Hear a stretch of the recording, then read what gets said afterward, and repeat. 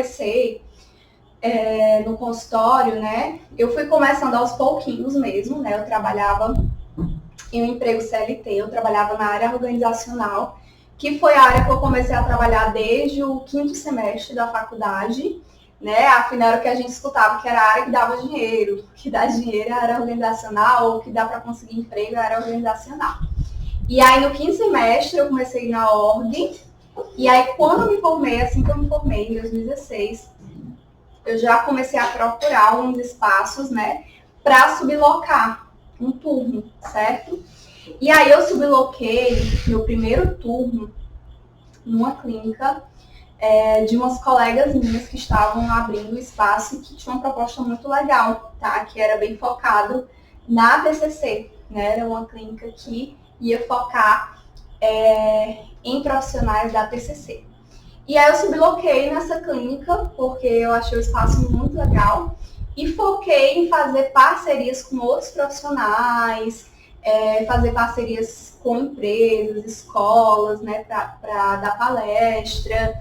E depois de um tempinho, eu também criei um Instagram profissional para falar sobre psicologia, né, lá para atrair pacientes. Então, não fiz parceria com clínica popular, né, não sei bem como funcionam essas parcerias. O que eu sei é que tem algumas clínicas populares que elas cobram como se fosse porcentagem, né, em cima do que você atende. Só que eu acho que não, com o tempo, né, pouco tempo já não compensa mais, porque conforme você vai aumentando o seu número de clientes, né, acaba não compensando. É muito melhor você pagar por um turno, sublocar alguns turnos, e depois, quando você vai conseguindo mais e mais clientes, é mais vantajoso, às vezes, você alugar uma sala para você ou dividir com outra pessoa, né? Então, eu comecei assim, subloquei um turno, na época eu subloquei o turno do sábado, que era um que eu conseguia atender, e aí fui focando em tentar captar esses clientes, né? Fui fazendo parcerias com outros profissionais da saúde, e aí fui conseguindo os primeiros clientes, né? E aí quando eu fechei esse primeiro turno, eu lembro que eu abri outro turno que era na sexta à noite, comecei a tentar captar clientes para esse turno, e aí fui fazendo aos poucos a minha transição de carreira, né? Fui depois tentando conseguir mais tempo para focar na clínica e aí investir totalmente só no consultório. Então, para mim, eu acho que não compensa tanto. Compensa mais você focar, né, em criar conteúdo na internet para captar clientes, os clientes certos, ou então criar um site, e aí muitas vezes você anunciar esse teu site no Google para as pessoas da região, se você quiser conseguir pacientes presenciais. Se você pretende ter só paciente online, né, aí você pode focar só aqui no Instagram. Só um minutinho, gente. Tá? Você pode focar só no Instagram, nas redes sociais, investir em anúncios, que também dá certo aí para você conseguir captar clientes, tá bom? Respondi a dúvida, Francine. E aí a Fernanda perguntou aqui, boa pergunta, Fernanda. Como você se organiza para postar no Instagram? Gente, eu acho que eu já fiz uma live aqui sobre criação de conteúdo. Depois vocês procurem, tem muito conteúdo sobre isso. Mas eu sempre falo, para você criar um conteúdo bem feito e você conseguir, né, fazer isso com tranquilidade, para evitar estresse, é você fazer um planejamento. Mas para você fazer esse planejamento, você vai precisar de duas coisas primeiro, certo? Primeiro, você vai precisar do teu nicho claro, definido. Segunda coisa, você vai precisar detalhar quem é a tua persona, né? Você vai precisar conhecer quem é esse teu cliente ideal. E aí você pode fazer isso através de uma pesquisa com a tua persona. Se você já tem alguma audiência no Instagram, você pode fazer essa pesquisa nos teus stories ali no Instagram. Ou você pode criar um formulário aí na internet e mandar para algumas pessoas que você acha que está ali dentro do teu nicho. Se você não tiver ainda audiência, por exemplo, você pode ver com algumas amigas conhecidas que você acha que está dentro do seu nicho, ou então até com pacientes que você acredita que está dentro do teu nicho, e você pedir para eles responderem. E aí, geralmente, o que é que você pergunta, né? Você vai tentar fazer um raio-x ali da persona, né? A idade, qual é a renda daquela pessoa, o que ela faz nas horas vagas, quais são as principais dificuldades, os principais medos daquela pessoa, né? Para você captar quais são as dores do teu cliente ideal. Você vai perguntar quais são os sonhos, né, daquela pessoa, o que ele busca de transformação na vida dele. E aí, quando você pegar todas as respostas ali que surgiram da pesquisa de persona, você vai ver que vão surgir vários temas, né? Vários temas que você pode utilizar como subtemas para trabalhar ali o conteúdo voltado para o teu nicho, né?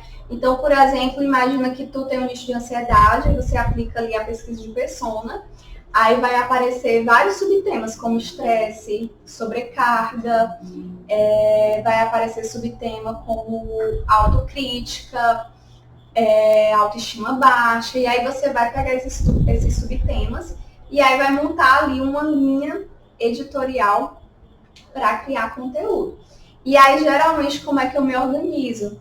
Eu faço uma lista com todas as dores, né, as dificuldades da minha persona, faço uma listinha com todos os sonhos, os desejos, e aí vou pensando em vários conteúdos a partir daquilo.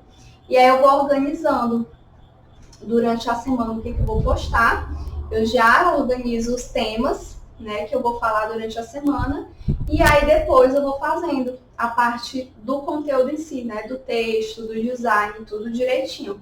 Então, gente, é planejamento, só que antes do planejamento vem esse raio-x da persona, tá? Identificação do nicho, raio-x da persona e planejamento de conteúdo em cima dessa linha editorial, tá certo?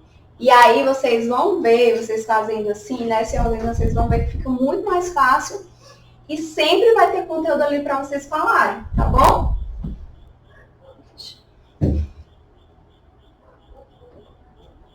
Deixa eu ver o que mais.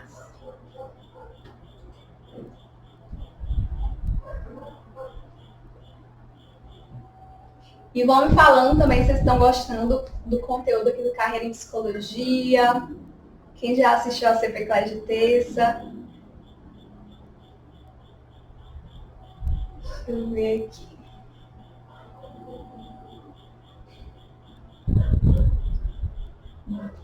Ótima pergunta aqui da Wanda. Como abordar para conseguir parcerias? Aí vai depender, gente, vai depender muito de que tipo de parceria você está buscando, né? Mas assim, primeiro de tudo tem que ter coragem mesmo, né? Para fazer a proposta, não pode ter vergonha.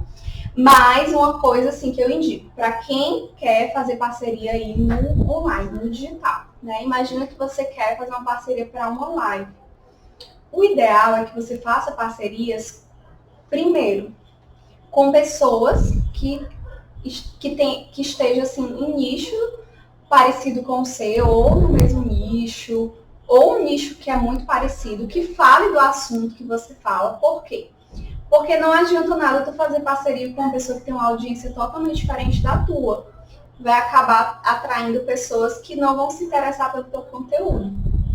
Tá? Então é legal primeiro conseguir pensar nisso, né? Primeiro pensar em alguém ou em pessoas que estejam ali mais ou menos no mesmo nicho que você. Segundo, você também procurar pessoas que estejam em momentos de carreira um pouco parecido com o seu, né? Porque muitas vezes, se você for tentar conseguir uma parceria com uma pessoa, digamos, você está no começo da tua carreira, aí vai tentar conseguir parceria com uma pessoa que já está há não sei quanto tempo, tem uma audiência muito grande, faz muita coisa, às vezes aquela pessoa não tem muito tempo certo? Então também é legal você conseguir parcerias com pessoas que estão mais ou menos no mesmo tempo de carreira que você, né, mais ou menos no mesmo momento, porque vocês vão ajudando um ao outro, certo? E outra coisa importante aí nesse momento de tentar a parceria é que seja com pessoas que você se relaciona de alguma forma. Então não adianta nada, por exemplo, você propor parceria com uma pessoa que você viu na internet, você só entrou ali no Instagram dela, mas nunca conversou com aquela pessoa, não segue aquela pessoa, não consome o conteúdo dela. Então vai ser muito estranho você solicitar uma parceria com aquela pessoa. O ideal é que antes de você propor uma parceria, você vá criando ali um relacionamento, alguma conexão, né? Então, é legal você fazer parceria com pessoas que você segue, que você já acompanha, que você admira o trabalho, que você já conversa, muitas vezes uma pessoa que você já conversa ali, às vezes uma amiga sua também que está começando e aí vocês querem se ajudar, ou então até com amigas suas que já estão um pouquinho mais à frente que você e que topariam te ajudar. Então, parceria é muito uma relação de ganha-ganha. Então, vocês sempre têm que pensar assim, não só eu que tenho que ganhar com isso, mas o outro também tem que ganhar. Tem que ser interessante para outra pessoa também. Então, se você for propor uma parceria com outra pessoa, você tem que pensar o que você vai dar para aquela pessoa, tá? Porque aquela pessoa também vai ter que pensar no que ela vai dar para você. Então, é uma troca, uma relação de troca, uma relação onde você vai ter um crescimento mútuo, tá bom? Então, sempre tem que pensar nisso. E aí, antes, você vai criando esse relacionamento, aí depois que você vai propor, tá? A parceria, vai se apresentar, vai falar sobre o seu trabalho, né? Vai falar que admira muito o trabalho daquela pessoa. E aí você vai explicar sobre o seu projeto, né? Imagina que você está com um projeto de fazer live toda semana sobre um determinado assunto e que você gosta muito de acompanhar aquela pessoa e seria uma honra você ter aquela pessoa no teu espaço ali, né, no teu Instagram, conversando com a tua audiência, né, e aí você pode se propor também fazer, ajudar ela de alguma forma também, tá? Ou então até pontuar que a live vai ser legal para as duas audiências, né? E aí, se for interessante, a pessoa vai topar. Ah, Raquel, mas eu queria fazer parceria também com alguma instituição, com alguma escola, pesquisa, né, instituições próximas a você, escolas, enfim. Agora que está um pouquinho mais complicado, né? Antigamente a gente conseguia fazer muitas palestras em empresas, em escolas, né, presencial. Agora a gente não consegue, mas às vezes você consegue fechar uma parceria de fazer uma palestra online, né, para aquela instituição. Pesquisa instituições aí, de repente, que tem valores parecidos com o seu, né? E aí você tenta entrar em contato, muitas vezes, com o RH dessas instituições, porque é o RH quem geralmente fecha esse tipo de palestra, né? Principalmente o setor de treinamento. Eu falo que eu já trabalhei no setor de treinamento e aí eu fechava várias palestras com outros profissionais, tá? E aí você pode entrar em contato e pedir para se apresentar, marcar uma reunião. Sempre é legal, né? Você marcar uma reunião sem compromisso e apresentar a tua proposta, né? O interessante que vai fazer você fechar uma parceria legal, aí para ter uma relação de ganha-ganha, de você dar algo de valor, né, para aquelas pessoas e você assim poder divulgar o seu trabalho, o legal é justamente você conseguir mostrar, né, para aquele outro profissional, aquela instituição que você quer ter uma parceria, mostrar o valor disso, né? O que realmente vai gerar de valor aí na vida dessa pessoa ou na audiência, né, dessa pessoa, ou que vai gerar de valor para essa instituição, tá? Você conseguindo deixar isso claro e você conseguindo estabelecer essa relação de ganha-ganha, vai dar tudo certo. E claro, né, você pode receber vários nãos, mas tem que tentar até receber um sim, tá bom?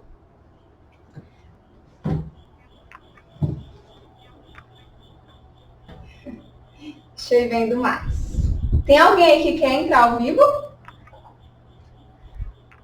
Se alguém quiser entrar ao vivo, gente, é só mandar eu quero aqui no comentário ou mandar a solicitação para mim, que aí eu vou te chamar aqui ao longo da live.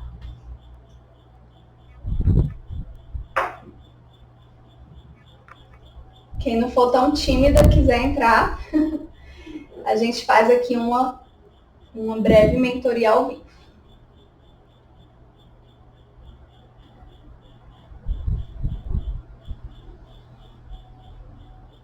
Como assim, Fernanda? Para quem eu pergunto? Deixa eu... Hoje eu me encontrei com a nutricionista, pois estou trabalhando com emagrecimento e transtorno alimentar. Olha só, se tu está trabalhando com emagrecimento e transtorno alimentar, a melhor profissional para tu fazer uma parceria com certeza é uma nutricionista.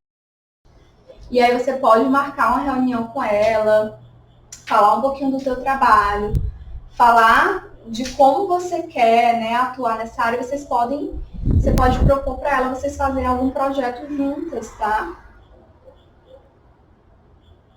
Olha aí, vamos trabalhar juntas. Legal, é muito bom porque as duas ganham, as duas crescem juntas na carreira. E é muito legal porque tanto você pode indicar paciente para ela, como ela pode indicar para você. Vocês podem fazer palestras online juntas. Então é uma parceria muito bacana, vale muito a pena, tá? Muito legal.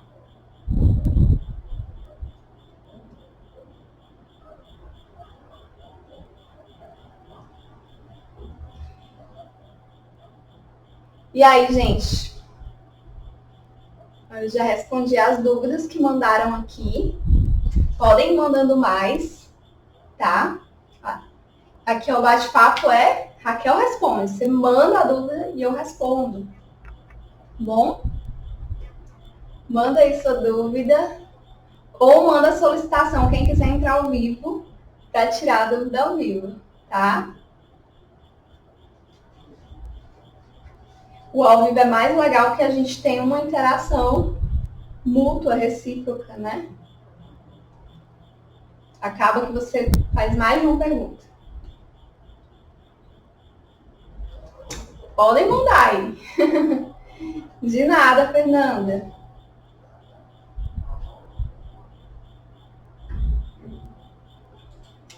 Legal. Aí eles mandou uma pergunta bem legal aqui. Quais são os documentos necessários para começar na clínica? Isso é muito legal. Olha, para quem vai começar no consultório, né, que está aí um pouquinho perdido, não sabe o que organizar, tem alguns documentos que são básicos, tá, para tu começar no consultório. Sempre eu digo esses documentos, né? Quando me perguntam, tem também alguns conteúdos aqui falando sobre isso. Primeiro documento, você tem que pensar no primeiro momento ali que tu vai ter com o teu cliente. No primeiro momento que tu vai ter com o teu cliente, a primeira coisa que você vai precisar é da anamnese, né? De uma entrevista ali com perguntinhas que são necessárias para tu fazer uma avaliação inicial, né? Então, uma ficha de anamnese, né? É importante você ter ficha de frequência para acompanhar, tá? Para acompanhar ali a frequência do teu paciente.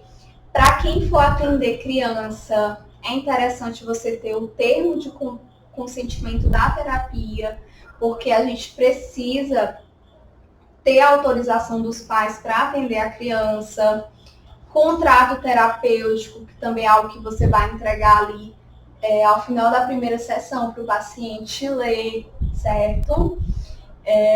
O que mais? Falei anamnese, ficha de frequência, contrato terapêutico, termo de consentimento.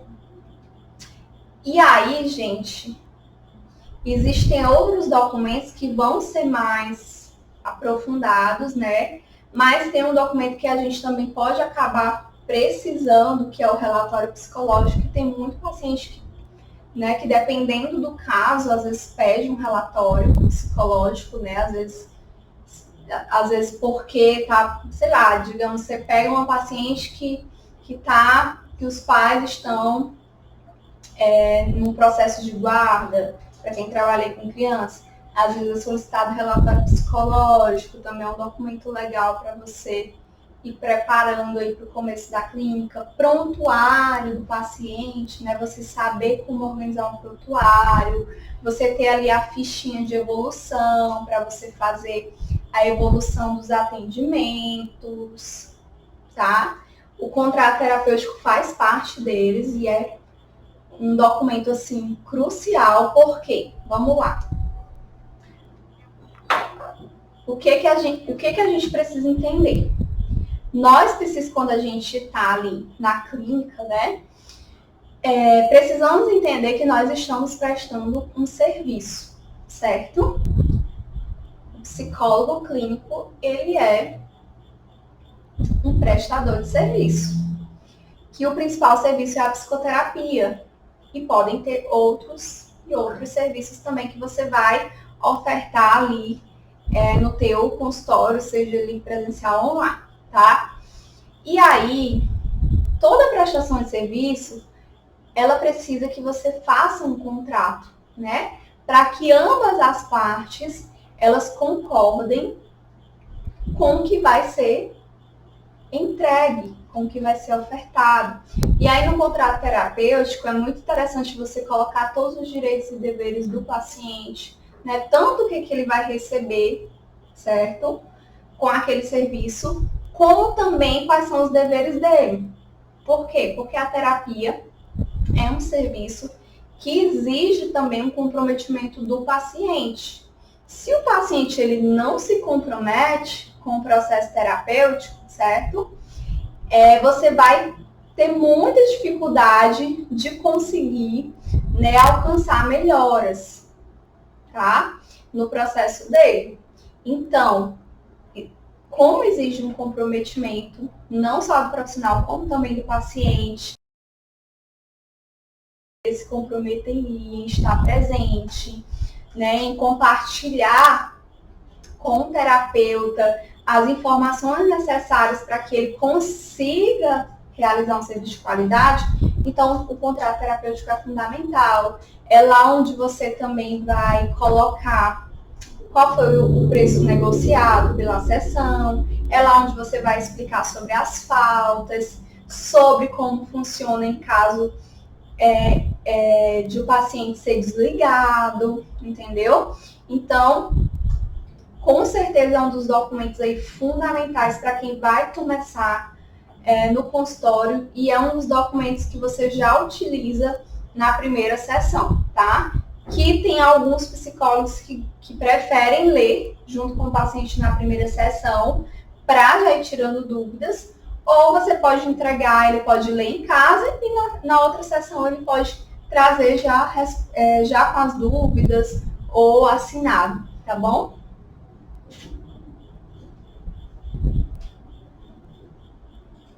Deixa eu ver aqui mais. Declaração, você vai entregar para o paciente quando ele quiser, né, comprovar que você, quando ele quiser comprovar que compareceu ao atendimento, tá? E você pode entregar declaração. Outra coisa importante que eu esqueci de falar para vocês, recibo. É muito importante você já ter ali também um modelo de recibo.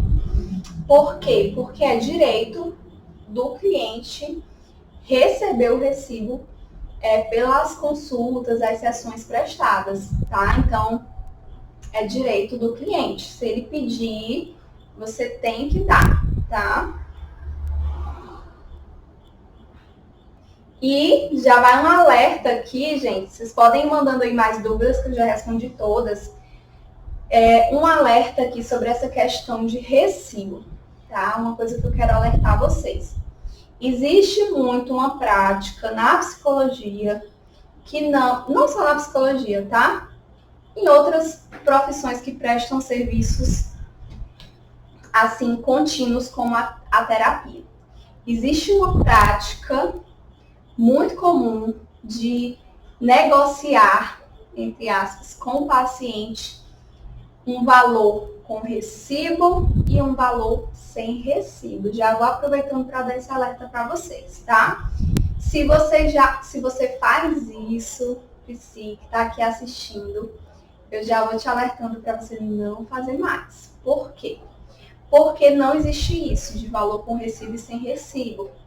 Independente do preço que você cobre na sessão, o cliente sempre tem direito a recibo. E digo mais, é um direito do consumidor. Ou seja, se você faz essa prática e diz para o cliente, olha, com recibo é 150, sem recibo é 100. Você está infringindo um direito dele, certo? E, às vezes, a maioria das pessoas não sabem disso, né?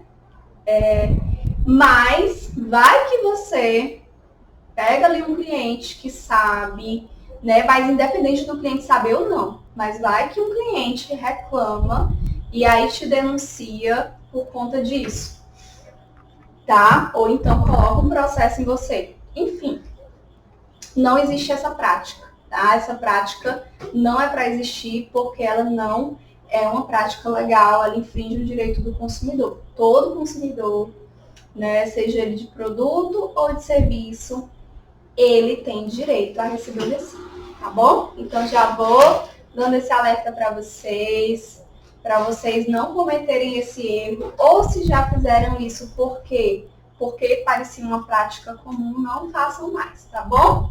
É melhor você dar um desconto dentro de um pacote. Você fechar com o cliente um pacote de tantas sessões e aí dar um desconto para ele no pacote. E aí, independente disso, você dá o recibo, tá bom? Kalane colocou aqui. Eu já subloco no consultório, mesmo não tendo clientes, ou espero o primeiro aparecer. Você acha que já ter o local ajuda? Kalane, não necessariamente você precisa já ter, não, certo? Por quê? Primeiro porque hoje você pode atender online tranquilamente, você pode fazer o primeiro atendimento online ou até fazer o acompanhamento inteiro online. Segundo, porque se você conseguir o cliente, tem locais que alugam por hora, você pode alugar 1 hora, enquanto isso você se organizar para encontrar um lugar onde você vai sublocar um turno, né? Então, não necessariamente, só se você já quiser mesmo garantir ali um espaço, se a tua pretensão for atender presencial, tá? E aí você já quer, eu já quero garantir um espaço, para esse espaço ser meu, e tudo bem. Mas não necessariamente já precisa começar, não. Hoje tá tudo muito mais acessível, sabe? Pra gente conseguir prestar um serviço de psicoterapia, tá bom? Então, se por acaso, às vezes, para ti, você ainda não tem condições de sublocar logo um turno completo, você pode muito bem alugar só um horário. Assim que você conseguir o paciente, você aluga um horário, né? Tem clínicas que alugam por horário. Ou então você pode também fazer online, certo? Então, não necessariamente, tá bom? O que ajuda, para finalizar essa resposta, o que ajuda mesmo é você gerar percepção de valor no teu cliente. Se você gerar percepção de valor, aquela pessoa ela já vai confiar no teu trabalho. Porque o mais importante é o que tu vai entregar através das tuas habilidades, certo? E essas habilidades podem ser entregues independente do local. Se é um local online, se é um local físico, tá bom? Se você tem habilidade, se você tem segurança. Agora, se você não tiver segurança para atender no online, você pode fazer essa outra dica que eu te dei, tá? De alugar por hora, tá bom? Então, é isso. Mais alguma dúvida? E aí, gente, algum corajoso aí que quer corajoso ou corajosa que quer entrar ao vivo? para tirar a dúvida ao vivo aqui comigo. Quando eu digo entrar ao vivo, gente, é você entrar comigo na live, tá? Se quiser, me diz aí que eu chamo você, tá bom? Ou então manda sua dúvida aqui nos comentários que eu vou responder.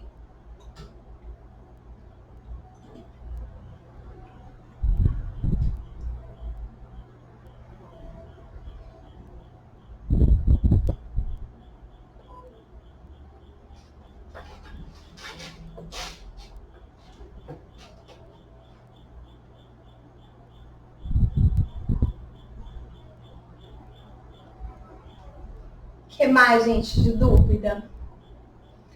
Vamos ver se ainda tem mais alguma dúvida ou se a gente vai encerrando, tá bom?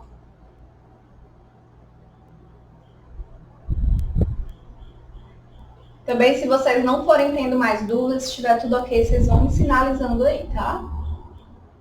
A Ludmilla mandou aqui, meu nicho acaba sendo advogados. Não cliente final é uma questão que me deixa em dúvida, não entendi. Meu nicho acaba sendo advogados. Não cliente final é uma questão que me deixa em dúvida. Ludmilla, tu pode explicar um pouquinho melhor essa tua pergunta para eu tentar te ajudar? Como assim, um cliente final me deixa em dúvida? Em dúvida de quê? Me explica um pouquinho melhor, tá certo? Deixa eu ler aqui a da Fernanda. Você acha que é melhor pagar o CRP de uma só vez ou parcelar de uma só vez? Tem desconto. Eu sempre me programo para pagar logo todo assim que chega. Falar nisso, não chegou ainda, meu. Não sei se eles ainda não começaram a mandar. Com certeza antes, gente. Olha, uma coisa que a gente precisa aprender, né, nós psicólogos, é a organização financeira, tá? A maioria não sabe se organizar financeiramente, certo? E uma coisa que ajuda muito, né, para quem quer viver de consultório, é você ter aí reservas financeiras, você determinar objetivos financeiros. Então, por exemplo, eu tenho o CRP no começo do ano. Todo começo de ano eu tenho o CRP. Então, durante o ano, vai fazendo uma reserva para tu pagar teu CRP à vista, que sai mais em conta, né? Eu quero tirar férias no mês de setembro. Então, durante os outros meses do ano, você vai reservando o suficiente para você conseguir ter o seu salário em setembro sem precisar atender. Então, a gente precisa começar a ter essa mentalidade que quando nós somos o nosso próprio negócio, a gente precisa ter planejamento, né? Não só de metas, não só de objetivos, mas também planejamento financeiro. E uma estratégia que funciona, né, para isso é você fazer reservas de acordo com os objetivos financeiros que você tem, tá bom? Uma dica aí de ouro para vocês. Trabalho com psi jurídica. Tá, Ludmilla, eu só não consegui compreender direitinho assim. Tá, você trabalha com psicologia jurídica, teu nicho é advogado, teu público é advogado, mas qual é a dificuldade desse teu público que tu quer resolver, né? Não sei, não consegui ainda captar direito qual é essa tua dúvida. Se advogado realmente é a tua persona, seria essa a dúvida? O que tu faz na psicologia jurídica, entendeu? Qual o problema que tu quer resolver? Acho que talvez possa ser que isso não esteja claro para ti. Uma coisa que a gente tem que pensar, aproveitando aqui o gancho da Ludmilla, uma coisa que a gente tem que pensar é o quê? O nicho, gente, é um recorte dentro de um grande segmento de mercado. Até tem um destaque aqui que eu explico isso bem direitinho. Vocês podem depois assistir lá no perfil. A gente precisa entender, por exemplo, a psicologia, certo? A gente tem aqui, a psicologia é uma ciência, tá? É a ciência na qual nós somos formados. Aqui é a psicologia.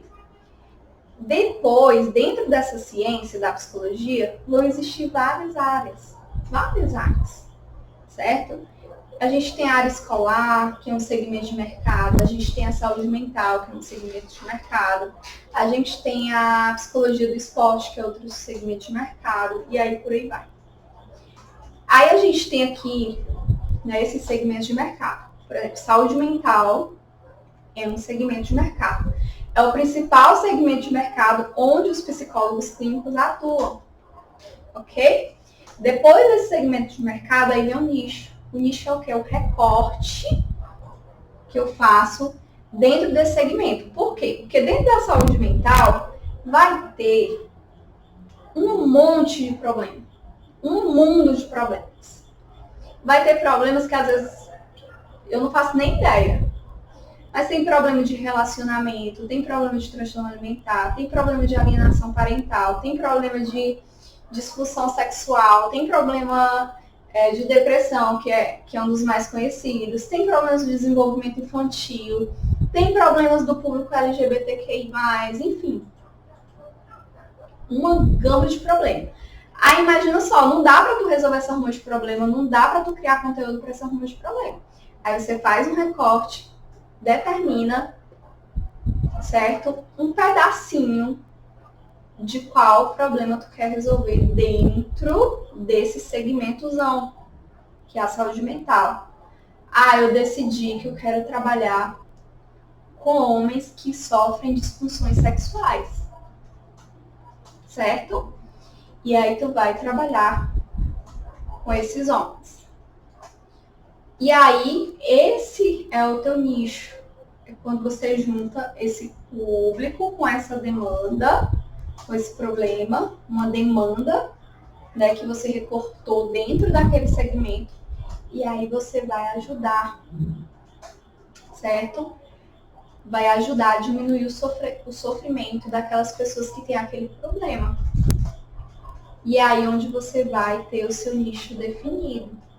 E aí, a partir daí, você vai tentar conhecer quem é a sua persona, quem é o teu cliente ideal, as dores, para assim você saber como divulgar o teu trabalho de uma forma assertiva para esse público que tu quer alcançar.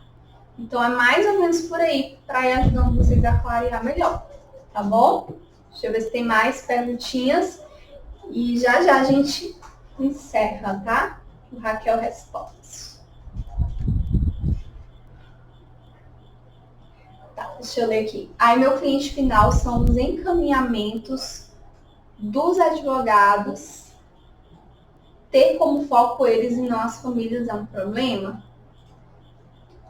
Ainda tá confuso para mim. Os advogados que te encaminham, eu ainda tô com dificuldade de compreender. Eu acho que porque talvez não tá claro o suficiente para ti, quem é o teu nicho, né? Porque você trabalha com o quê? Avaliação psicológica. Você faz avaliação psicológica para os advogados. É isso? Que atende, sei lá, famílias com problemas de guarda, de abuso, de alienação parental, né? Então, assim, tem que ver aí, de fato, qual é a tua demanda. Avaliação psicológica para determinados problemas, mais ou menos por aí. Não sei fazer reserva. Gente, reserva é poupar, cada mês poupar um pouquinho. Com certeza, Fê, abrir uma conta só para o consultório. Perfeito. Porque você abrindo uma conta só para o consultório, aí cai tudo lá dentro. Aí do que você recebe, você vai tirar. Uma parte são os custos, outra parte é o seu salário, tá? Outra parte é para reservas. Então, com certeza, para tu não ir misturando, porque senão tu vai gastando com as coisas do consultório, vai gastando com as coisas pessoais, aí acaba que fica tudo bagunçado e aí você não consegue ter um consultório tão sustentável assim, tá bom?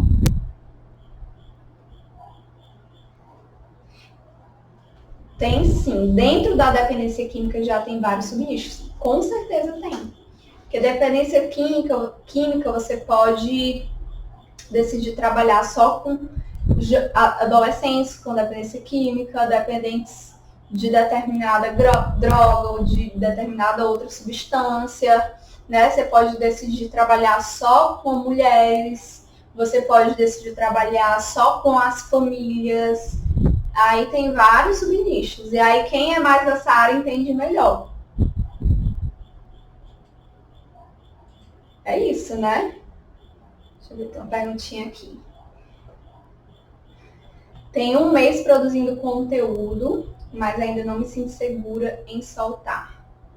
Caixa de pergunta. Tem que ir soltando, Alana, porque senão as pessoas nunca vão entender, tá? Olha, deixa eu dar uma dica para vocês. No começo, quando você não tem muita audiência, você pode fazer o quê? Antes de você soltar a caixinha de perguntas, tá? Porque no começo, quando você tem uma autoridade ainda pequena, realmente as pessoas elas ainda não vão interagir tanto, porque elas ainda não têm ali tanta confiança, né? Você está construindo, é um processo de construção. Você pode fazer o quê? Você pode fazer uma sequência de enquetes relacionadas a um tema, né? Antes de você soltar a caixinha de perguntas, você faz uma sequência de enquetes, funciona muito bem, porque já vai aumentando o alcance do Instagram. Faz uma sequência de enquetes. Depois, no final dessa sequência, você comenta algo sobre aquele tema e aí depois você solta a caixinha de perguntas. Aí você vai ver que uma pessoa, nenhuma vai responder. Tudo bem. Se uma pessoa responder, responde aquela única pessoa. Isso significa que você já conseguiu gerar alguma percepção de valor para aquela pessoa. Se nenhuma pessoa responder, você mesma pode se fazer uma pergunta para gerar conteúdo para a tua audiência, né? Raquel, mas eu mesma vou fazer pergunta? Você pode pensar que aquilo vai gerar conteúdo. O importante ali é gerar conteúdo. E aí, com o tempo, as pessoas vão respondendo, vocês vão ver. E às vezes, até mesmo quando você faz essa sequência de enquetes e você comenta sobre o tema, você vai ver que a pessoa ela se sente mais estimulada a te perguntar, tá? E se ninguém responder e você também não quiser fazer a pergunta ali para gerar conteúdo, comenta sobre aquele conteúdo e tudo bem. Esquece, não respondeu. Quando for no outro dia, você tenta de novo, e você tenta de novo, e vai, até que vai chegar um momento que a pessoa vai responder. Agora, se você nunca solta, você não vai criar interação e não vai fazer com que a tua audiência entenda que você está ali para conversar com ela também, tá bom? A gente precisa entender que o Instagram, como ferramenta de divulgação, ele é uma rede social.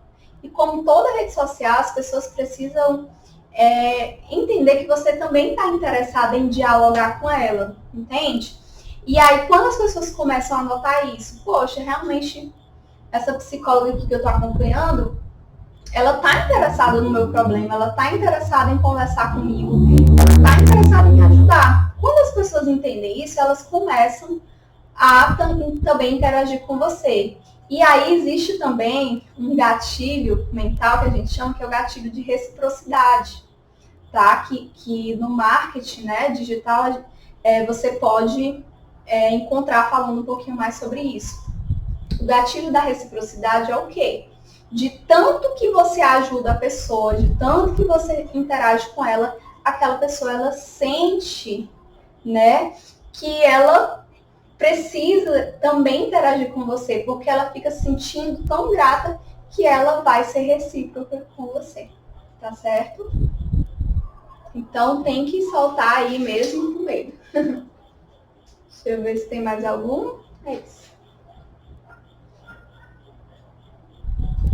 E aí, se for com medo de não saber responder, ó, vamos lá, vamos pensar aqui. Se você não sabe como responder de cara, pensa assim, caixinha de pergunta não é ao vivo, então dá tempo de tu pesquisar, de tu tirar a tua própria dúvida e responder, tá? Então você não precisa saber tudo. E se for uma pergunta assim que não tem nada a ver, que não faz sentido para ti, você pode falar para a pessoa, olha, não posso responder, não é bem isso que eu trabalho aqui e tal, e tudo bem, tá? Você não precisa saber de tudo, nem dar conta de todas as demandas.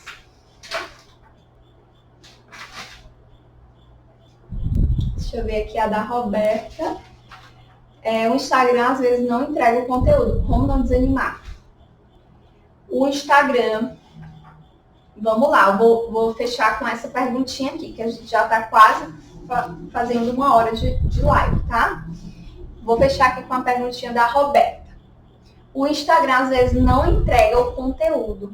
Como não desanimar? Vamos lá. O Instagram, gente, ele é uma rede social que ele tem uma inteligência artificial aqui, tá? Essa inteligência artificial, ela vai comandar como vai ser entregue o teu conteúdo, certo? E aí, ele cria regrinhas, né? Ali dentro, um cálculozinho, que é chamado de algoritmo, que ele vai entendendo a interação do teu público e aí ele vai entregar geralmente mais para quem interage mais, tá? E aí o que você tem que fazer? Realmente ele não vai entregar para todo mundo, não vai entregar para toda a tua audiência. Por quê? Porque realmente ele só entrega para quem interage mais. É assim que a inteligência artificial compreende. Quem interage mais, eu entrego. Se ela não interage, é porque ela não vai interessar. Então, não entrega. O que você vai fazer? Você vai tentar... o que aumenta o alcance? Você utilizar o máximo de ferramentas possível que o Instagram ele te dá para você usar. Então, você tem que diversificar o conteúdo. Só criar postzinho de texto não vai gerar maior alcance. É você diversificar, faz live, faz IGTV.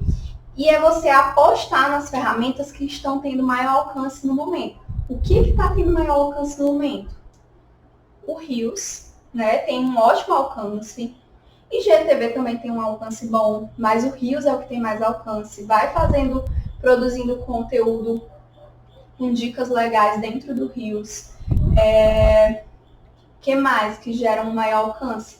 Nos stories, é você utilizar enquete, né? Você fazer várias enquetes sobre um tema e depois você falar sobre um tema e soltar a caixinha de perguntas. Por quê? Por que o alcance é maior utilizando essas ferramentas? Porque gera interação. E o que o robozinho do Instagram ele quer? Ele quer que as pessoas interajam, é uma rede social, tá? Então não adianta você criar conteúdo sem gerar interação e você esperar resultado. Não vai ter. Aqui não é um blog. Pronto. Um blog, por exemplo, é um site que você cria para postar conteúdo lá dentro, né? E aí você vai postando, né, textos. A interação no blog é totalmente diferente, tá? O intuito lá não é rede social, o intuito lá é produção de conteúdo maior, alcançar leitores interessados ali naquela matéria, naquele texto, naquele artigo que você fez. Já o Instagram, não. O Instagram é uma rede social. Ele está interessado em interação social. Ele quer que as pessoas interajam, que as pessoas conversem, né? Que as pessoas troquem ideia aqui dentro, certo? Então, apostem nisso, apostem em conteúdos que geram interação, façam reels, façam enquetes, façam caixinha de perguntas, observem se a audiência de vocês também está qualificada, se o conteúdo de vocês está alinhado ao que a tua persona busca, porque também um conteúdo desalinhado ao que a tua persona, teu cliente ideal busca, isso também não vai gerar engajamento, né? Não vai gerar nem engajamento, nem muito menos procura pelos serviços. Por quê? Porque para a pessoa procurar um serviço teu, para ela entrar em contato contigo, né, através do Instagram como ferramenta, ela precisa se conectar com o teu conteúdo. Então, observe isso também, tá? Então, gente, eu vou encerrar. Vou responder essa última perguntinha da Karine. Qual foi a sua maior dificuldade quando atuava no nicho infantil? A maior dificuldade, deixa eu ver.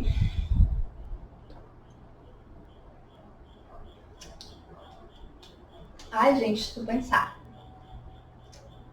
Eu acho que a maior dificuldade é porque o nicho infantil, a gente precisa entender que a gente não trabalha só com a criança, a gente trabalha com a família, né? Então, quando você recebe uma criança no seu consultório, você tem que entender que está recebendo junto com ela uma família, os pais, os cuidadores. Então, a minha maior dificuldade era quando eu tinha, né, familiares que não cooperavam com o processo. Então, fazer com que esses familiares compreendessem que eles precisavam cooperar e no dia a dia eles precisavam também se engajar para que as coisas funcionassem, era a maior dificuldade. Quando eu conseguia atender crianças que tinham cuidadores que se engajavam junto no processo, a gente conseguia resultados incríveis, né? Mas quando não se engajavam, realmente era bem mais difícil, tá? Eu acho que era mais ou menos isso mesmo, tá bom?